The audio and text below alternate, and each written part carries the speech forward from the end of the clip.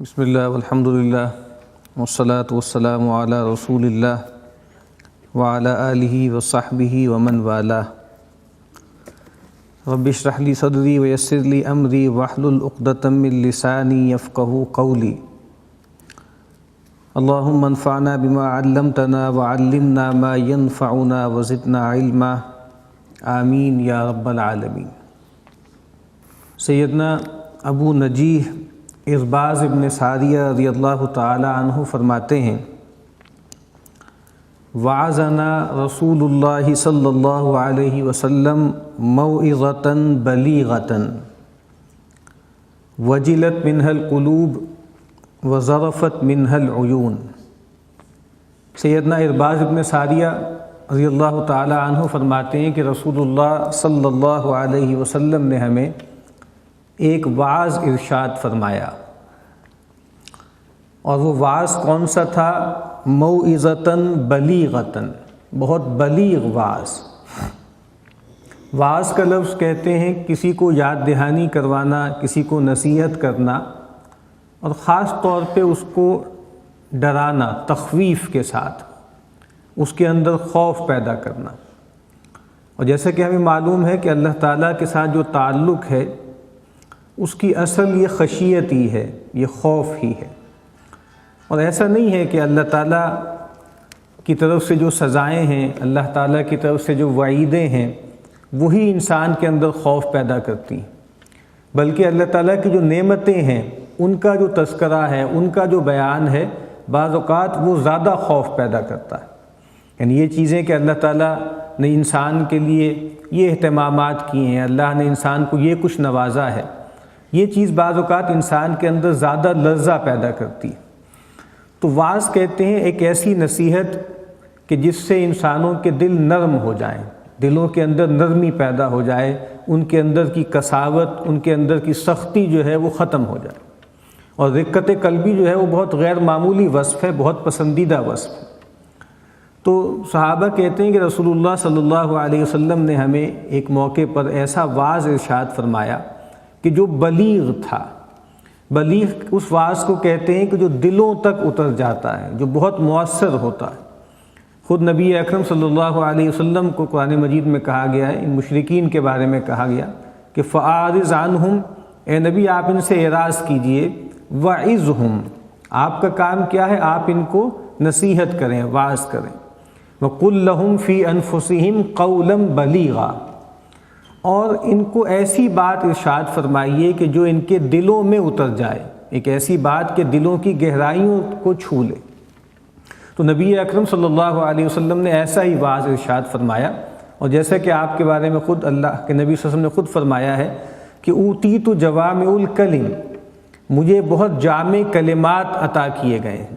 اور خود آپ نے فرمایا کہ انا افصح العرب، کہ میں عربوں کا سب سے فصیح و بلیغ آدمی ہوں.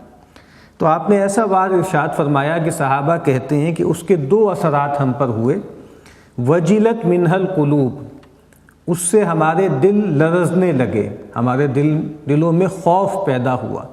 وظرفت منها العیون، اور ہماری آنکھیں بہہ پڑی. اس سے صحابہ کرام کی فضیلت بھی ثابت ہوتی ہے کہ صحابہ کرام کتنے زندہ لوگ تھے، ان کے اندر اثر پذیری کتنی تھی. اور یہی وہی تاثیر ہے جو قرآن مجید میں بھی بیان ہوئی ہے کہ جب انہوں نے سنا وَإِذَا سَمِعُوا مَا أُنزِلَ إِلَى الرَّسُولِ تَرَىٰ أَعْيُنُهُمْ تَفِيضُ مِنَ الدَّمْعِ مِمَّا عَرَفُوا مِنَ الْحَقِّ، جب انہوں نے وہ کلام سنا جو رسول پر اتارا گیا تھا تو آپ دیکھتے ہیں کہ ان کی آنکھوں سے آنسو جاری ہو گئے، اس وجہ سے کہ انہوں نے حق کی معرفت حاصل کر لی، حق کا عرفان حاصل کر لی. اور سورہ انفال کے شروع میں اہل ایمان کا یہی وصف بیان کیا گیا ہے کہ انما المؤمنون الذین اذا ذکر اللہ وجلت قلوبہم، کہ حقیقی معنوں میں اہل ایمان تو وہ ہیں کہ جب اللہ تعالیٰ کی یاد دہانی کرائی جاتی ہے، اللہ کا ذکر کیا جاتا ہے، ان کے دل خوف محسوس کرتے ہیں، ان کے دل لرز اٹھتے ہیں. تو دل کا خوف محسوس کرنا، دل میں لرزہ طاری ہو جانا، اور آنکھوں سے آنسو جاری ہو جانا، اللہ کے خوف سے، اللہ کی خشیت سے انسان کی آنکھوں سے آنسو جاری ہو جائے. اللہ کے نبی صلی اللہ علیہ وسلم نے فرمایا ہے کہ وہ آنکھیں کہ جن سے اللہ تعالیٰ کے خوف سے آنسو جاری ہو جاتے ہیں، اللہ تعالیٰ نے ان آنکھوں کو حرام ٹھہرا لیا ہے جہنم پر. ایسی آنکھیں جو ہے وہ جہنم کی آگ ان کو چھو بھی نہیں سکتی۔ تو یہاں فرمایا کہ ایک آپ نے ایسا واعظ، ایسا پرتاثیر آپ نے واعظ ارشاد فرمایا کہ ہمارے دل لرز اٹھے اور ہماری آنکھوں سے آنسو جاری ہو گئے۔ فقلنا، تو ہم نے عرض کی یا رسول اللہ کأنہا موعظۃ مودع فاوصنا، تو کہتے ہیں ہم نے عرض کی اللہ کے رسول صلی اللہ علیہ وسلم، گویا ایسا محسوس ہوتا ہے کہ یہ وداع کرنے والے کا وعظ ہے، ایسے شخص کا وعظ ہے جو وداع کرتا ہے۔ جب کوئی شخص جو ہے جا رہا ہوتا ہے شہر سے باہر لمبے سفر پر، تو لوگ اس کو وداع کرتے ہیں، اور وداع کرتے وقت اس کو نصیحتیں بھی کرتے ہیں۔ نبی اکرم صلی اللہ علیہ وسلم کا یہ معمول تھا کہ جب کوئی صاحب آپ کے پاس آتے تھے رخصت لینے کے لیے کسی سفر پر، تو رسول اللہ صلی اللہ علیہ وسلم ان کے لیے خاص طور پہ دعا فرماتے تھے، اور آپ یہ کلمات کہتے تھے کہ استودع اللہ دینکم وامانتکم وخواتیم عملکم، کہ میں اللہ تعالیٰ کے سپرد کرتا ہوں تمہارے ایمان کو، تمہاری امانت کو، اور تمہارے آخری اعمال کو۔ اور اسی طرح بہت سے صحابہ آتے تھے نبی اکرم صلی اللہ علیہ وسلم کی خدمت میں، اور جب وہ سفر پر جا رہے ہوتے تھے تو خاص طور پر فرمائش کرتے تھے کہ اللہ کے نبی صلی اللہ علیہ وسلم آپ ہمیں کچھ نصیحت کیجئے، تلقین کیجئے۔ تو آپ صلی اللہ علیہ وسلم نے جس انداز میں گفتگو فرمائی، جس پرتاثیر انداز میں آپ نے ان کو نصیحت کی، تو انہوں نے فرمایا کہ لگتا ہے کہ یہ جیسے کوئی وداع کرنے والے کا کلام ہے، یہ کوئی آخری گفتگو ہے جو آپ ہم سے فرما رہے ہیں۔ فاوصنا، تو اے رسول اللہ صلی اللہ علیہ وسلم آپ ہمیں کچھ مزید نصیحت فرمائیے، مزید کچھ تلقین فرمائیے۔ قال، تو نبی اکرم صلی اللہ علیہ وسلم نے فرمایا اوصیکم بتقوی اللہ، لوگوں میں تمہیں نصیحت کرتا ہوں، میں تمہیں تلقین کرتا ہوں اللہ کے تقوی کی۔ یہ وہ نصیحت ہے، یہ وہ تلقین ہے کہ جو خود قرآن مجید کہتا ہے کہ یہ وصیت اللہ فی الاولین والآخرین، اولین اور آخرین سب کے لیے اللہ تعالیٰ کی سب سے بڑی نصیحت کیا ہے؟ وہ ہے اللہ کا تقوی۔ وَلَقَدْ وَصَّيْنَا الَّذِينَ أُوتُوا الْكِتَابَ مِنْ قَبْلِكُمْ وَإِيَّاكُمْ أَنِ اتَّقُوا اللَّهَ، اور ہم نے یہی وصیت کی تھی ان لوگوں کو بھی جو تم سے پہلے تھے، جن کو کتاب دی گئی تم سے پہلے، اور تمہیں بھی یہی وصیت کی ہے أَنِ اتَّقُوا اللَّهَ، دیکھو اللہ کا تقوی اختیار کرو، اللہ کا خوف اپنے اندر پیدا کرو، اللہ کی اتنی خشیت پیدا کرو جو تمہیں اللہ تعالیٰ کی نافرمانی سے بچا لے، اس دنیا میں اللہ کی نافرمانی سے بچا لے اور آخرت میں اللہ تعالیٰ کے عذاب سے بچا لے۔ نبی اکرم صلی اللہ علیہ وسلم یہ دعا کیا کرتے تھے کہ اللہم اقسم لنا من خشیتک ما تحول به بیننا و بین معاصیک، اے اللہ تو اپنی خشیت کا اتنا حصہ ہمیں مرحمت فرما، اتنا حصہ عطا فرما جو ہمارے اور تیری معصیت کے درمیان حائل ہو جائے، یعنی اتنا خوف نصیب عطا کر دے، اتنا خوف عطا کر دے کہ ہم تیرے گناہ سے بچ سکیں، تیری معصیت سے بچ سکیں۔ تو فرمایا کہ دیکھو اللہ کا تقوی اختیار کرو، سب سے پہلی وصیت یہ ہے۔ اور نبی اکرم صلی اللہ علیہ وسلم بعض اوقات جب خطبہ ارشاد فرماتے تو یہ کلمات بھی کہتے کہ اوصیکم ونفسی بتقوی اللہ، اے لوگوں میں تمہیں بھی اور اپنے آپ کو بھی اللہ کے تقوی کی نصیحت کرتا ہوں، اللہ کے تقوی کی تلقین کرتا ہوں۔ تو سب سے بڑی وصیت کیا ہے؟ سب سے بڑی نصیحت یہ ہے کہ انسان اللہ تعالیٰ کا تقوی اختیار کرے۔ اور پھر فرمایا کہ والسمع والطاعہ، اور دوسری نصیحت میں تمہیں یہ کہتا ہوں کہ تم سمع و طاعت پر کاربند ہو جاؤ، تم سنو اور اطاعت کرو۔ یہاں خاص طور پہ تذکرہ ہے گویا اس طرز عمل کا جو قرآن مجید نے بھی بیان کیا ہے نا، کہ وہ لوگوں جو ایمان لائے ہو اطیعوا اللہ و اطیعوا الرسول و اولی الامر منکم، اطاعت کرو اللہ کی، اطاعت کرو رسول کی، اور جو تم میں سے اولو الامر ہیں، جن کے ہاتھ میں زمام کار ہے۔ تو خاص طور پہ یہ کہا گیا ہے کہ جو نظم اجتماعی ہے، جو مسلمانوں کے اجتماعی معاملات ہیں، ان میں جو اولو الامر ہیں، جو اہل حل و اقتدار ہیں، اہل حل و عقد ہیں، ان کی بات سنو اور اطاعت کرو۔ کیونکہ ظاہری بات ہے جو انارکی ہوتی ہے، جو فساد ہوتا ہے، وہ ایسا رویہ ہوتا ہے کہ جس میں کسی کا دین، ایمان، عصمت، عزت محفوظ نہیں رہتی۔ تو فرمایا کہ سمع و طاعت کا رویہ اختیار کرو، جو تمہارے بڑے ہیں، جو تمہارے حکمران تمہیں جو تلقین کریں، جو حکم دیں، ان کو سنو اور اطاعت کرو۔ لیکن ظاہری بات ہے کہ یہ سننا اور اطاعت کرنا یہ معروف کے دائرے میں ہے۔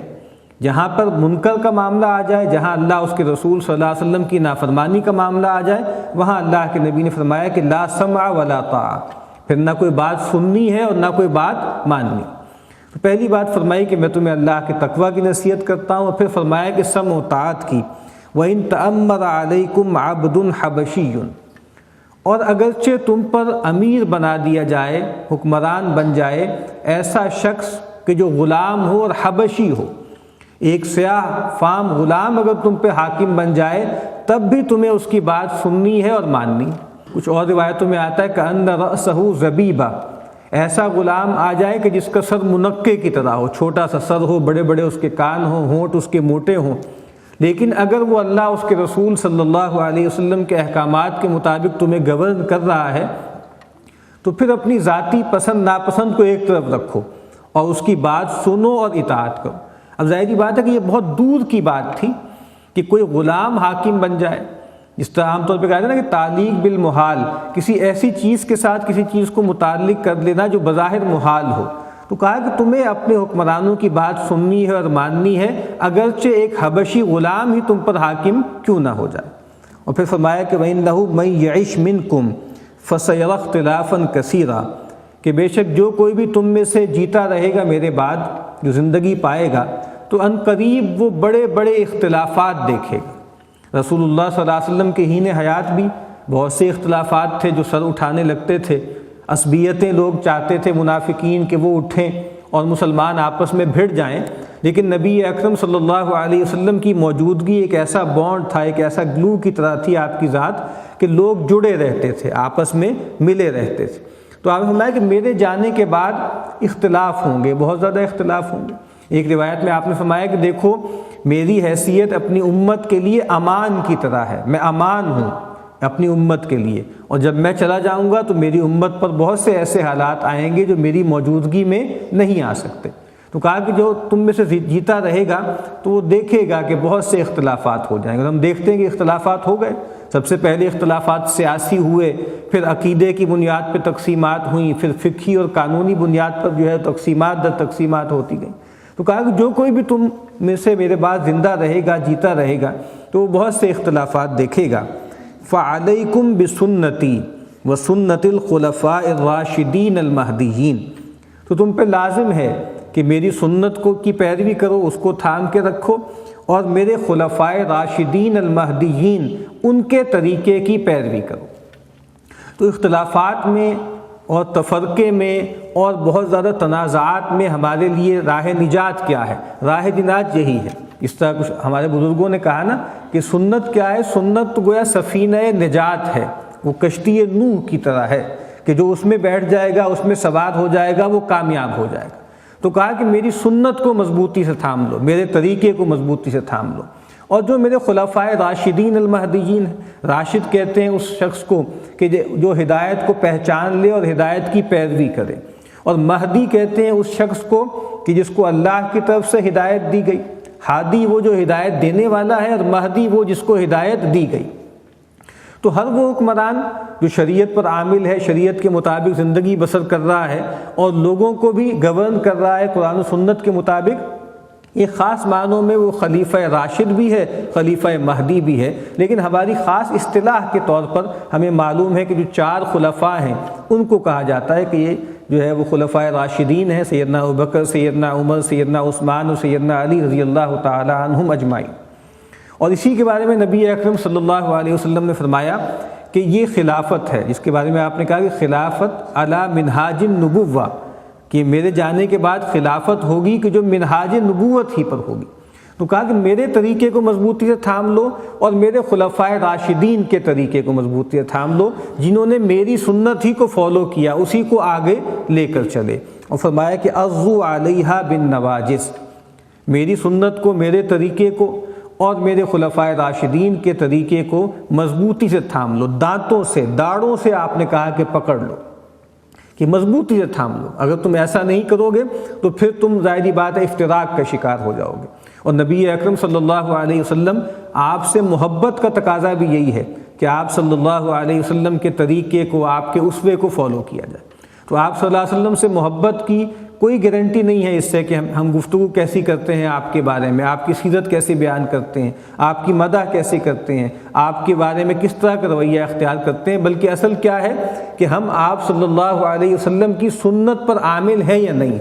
ایک موقع پہ نبی اکرم صلی اللہ علیہ وسلم نے سیدنا انس سے فرمایا کہ یا بنیا ان قدرت ان تصبح وتمسی ولیس فی قلبک غش لاحد فافعل، کہ اے بچے اگر تم یہ کر سکو کہ تم صبح کرو اور شام کرو اس حال میں کہ تمہارے دل میں کسی مسلمان کے لیے کوئی کدورت نہ ہو، کوئی کینہ نہ ہو، کوئی بغض نہ ہو، تو ایسا ہی کرنا۔ اور فرمایا کہ ذالک من سنتی، یہی میری سنت ہے، یہی میرا طریقہ ہے۔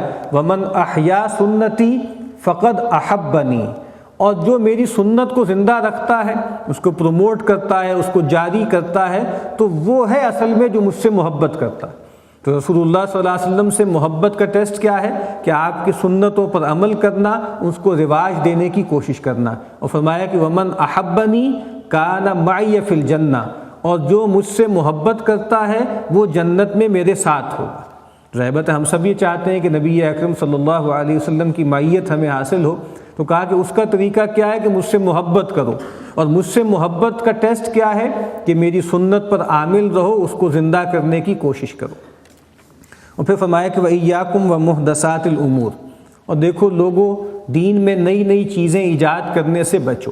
محدثہ کہتے ہیں وہ چیز کہ جو بے بنیاد ہے، جس کی کوئی اصل نہیں ہے۔ نبی اکرم صلی اللہ علیہ وسلم نے فرمایا من احدث فی امرنا ھذا ما لیس منہ فہو رد، کہ جس نے ہمارے دین میں کوئی ایسا طریقہ رائج کر دیا، کوئی ایسا رویہ اختیار کیا جو اس میں نہیں تھا، اوریجنلی نہیں تھا، فہو رد، تو اس کا وہ عمل مردود ہے، رد کیے جانے کے قابل۔ یہ فرمایا کہ من عمل عملا لیس علیہ امرنا فہو رد، جس نے کوئی ایسا عمل کیا جس پر ہمارا کوئی امر موجود نہیں تھا تو وہ قابل رد ہے۔ تو کہا کہ بچو، دین میں نئے نئے بدعات ایجاد کرنے سے بچو۔ اور پھر فرمایا کہ فإن کل بدعۃ ضلالہ، کہ دین میں ہر نئی اختیار کی جانے والی چیز کی جو بے بنیاد ہے وہ گمراہی ہے۔ اس طرح اور روایات میں آتا ہے، جمعے کی خطبوں میں بھی آپ سنتے ہوں گے کہ فإن کل محدثۃ بدعہ، دین میں ہر نئی چیز اختیار کی جانے والی کیا ہے، وہ بدعت ہے۔ کل بدعۃ ضلالہ، اور ہر گمراہی، ہر بدعت جو ہے وہ گمراہی ہے۔ وکل ضلالۃ فی النار، اور ہر جو گمراہی ہے وہ جہنم میں لے جانے والی۔ تو بہت خوبصورت اور جامع روایت ہے، ایک مرتبہ پھر اس کا ترجمہ سماعت فرما لیجئے۔ سیدنا ابو نجی ارباز ابن ساریہ رضی اللہ تعالی عنہ فرماتے ہیں کہ رسول اللہ صلی اللہ علیہ وسلم نے ہمیں ایک وعظ ارشاد فرمایا، ایک ایسا وعظ کہ جو بہت مؤثر تھا، دلوں تک اترنے والا تھا، جس سے ہمارے دل لرز اٹھے اور ہماری آنکھیں بہہ پڑیں۔ تو ہم نے عرض کی اللہ کے نبی، لگتا ایسے ہے کہ جیسے یہ کسی وداع کرنے والے کا کلام ہے، اس کی گفتگو ہے، اس کا وعظ ہے، تو آپ ہمیں مزید نصیحت فرمائیے۔ تو آپ نے فرمایا کہ دیکھو میں تمہیں نصیحت کرتا ہوں اللہ کے تقویٰ کی، اور اس بات کی کہ تم بات سنو اور مانو، چاہے تم پر کوئی حبشی غلام بھی حکمران بن جائے۔ اور فرمایا کہ جو کوئی بھی تم میں سے میرے بعد جیتا رہے گا تو وہ بہت سے اختلافات دیکھے گا، تو تم پہ لازم ہے کہ میری سنت کو تھام لو اور میرے خلفائے راشدین المہدیین ان کے طریقے کی پیروی کرو، اور اپنے دانتوں سے، اپنی کچلیوں سے ان کو پکڑ لو، اور بچو دین میں نئے نئے معاملات ایجاد کرنے سے، کہ بے شک ہر نئی چیز جو بے بنیاد ہے، جو دین میں اختیار کی جائے گی، وہ گمراہی ہے۔ اللہ تعالی ہمیں عمل کی توفیق عطا فرمائے۔